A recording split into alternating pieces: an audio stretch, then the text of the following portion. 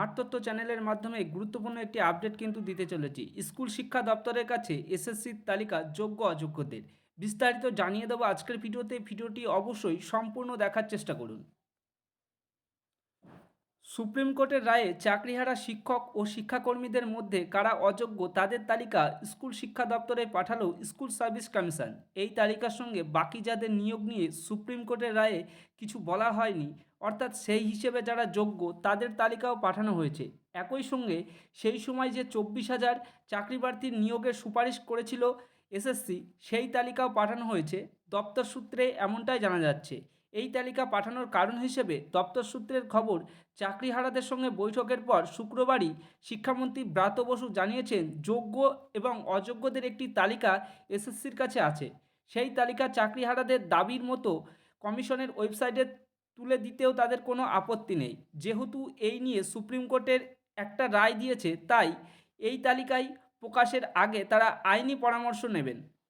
এছাড়াও আরও জানানো হয়েছে, সেই আইনি পরামর্শ নেওয়ার জন্য কমিশনের পক্ষ থেকে এই তালিকা পাঠানো হয়েছে। সূত্রের খবর, তালিকায় সংশ্লিষ্ট চাকরি প্রার্থীদের নাম, স্কুলের নাম সহ বিস্তারিত তথ্য দেওয়া রয়েছে। অযোগ্যদের তালিকায় নাম থাকা প্রার্থীদের সংখ্যা 5,300-র আশেপাশে। বাকি যে 19,000 তালিকা পাঠানো হয়েছে তাদের নিয়োগ নিয়ে কোনো অভিযোগ নেই। তালিকায় এমন যোগ্য চাকরিহারারা সংখ্যা প্রায় 19,000 বলেই শিক্ষা দপ্তর সূত্রের খবর। নতুন তালিকা পাওয়ার পর যাবতীয় তথ্য খতিয়ে দেখবে স্কুল শিক্ষা দপ্তর। যোগ্যদের তালিকা প্রকাশ করা হবে সুপ্রিম কোর্টের রায়ের পর। এই দাবি তুলে আসছেন প্রায় 26,000 চাকরিহারা শিক্ষক এবং শিক্ষাকর্মী। সূত্রের খবর, অযোগ্যদের নামের যে তালিকা পাঠানো হয়েছে তা আগে থেকেই এসএসসির কাছে ছিল। এই অযোগ্য 5,000 জনের নিয়োগ আইনসঙ্গত মনে হয়নি সিবিআইয়ের। সেই সময় সিবিআইয়ের সঙ্গে যাচাই করা যে 5,000, ওই 5,000 জনের নিয়োগের ক্ষেত্রে অসঙ্গতি পায় এসএসসিও। কলকাতা হাইকোর্টে মামলা চলার সময় তাদের নামের তালিকা ও ওমারশিট প্রকাশ করেছিল এসএসসি। নবম এবং দশমে 808 জনের ওমারশিট অস্বচ্ছতা ছিল।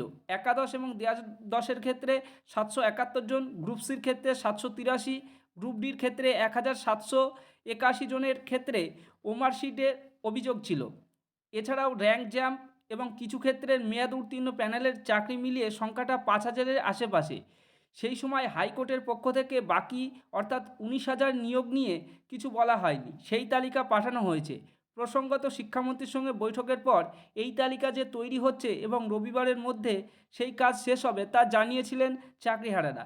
আইনি পরামর্শ নিয়ে এই তালিকা 21শে এপ্রিল প্রকাশিত হওয়ার সম্ভাবনা রয়েছে। এই গুরুত্বপূর্ণ আপডেটটি অবশ্যই বন্ধুদের কাছে প্রচুর শেয়ার করে দিন। চ্যানেলটিকে সাবস্ক্রাইব করে না থাকলে অবশ্যই চ্যানেলটিকে সাবস্ক্রাইব করে রাখুন বিভিন্ন গুরুত্বপূর্ণ ইনফরমেশন সবার প্রথমে পাওয়ার জন্য।